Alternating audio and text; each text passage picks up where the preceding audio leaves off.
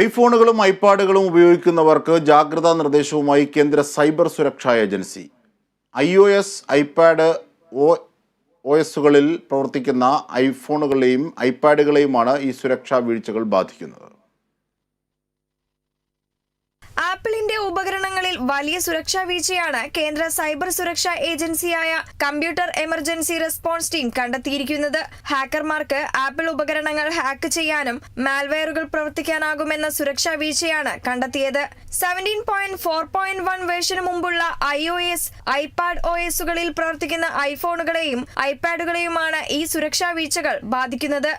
iPhone XS, iPad Pro 12.9 second generation, iPad Pro 10.5 inch, iPad Pro 11 inch first generation, iPad Air Gen 3, iPad Gen 6, iPad mini എന്നീ ഉപകരണങ്ങളിലും ഇവയ്ക്ക് ശേഷം വന്ന iPad, iPhone പതിപ്പുകളെയും സുരക്ഷാ വീഴ്ച ബാധിക്കും. 16.7.7 മുൻപുള്ള iOS, ഐപാഡ് OS വേർഷനുകളിലും സുരക്ഷാ പ്രശ്നമുണ്ട്. ആപ്പിൾ സഫാരിയെയും ഈ പ്രശ്നം ബാധിക്കും.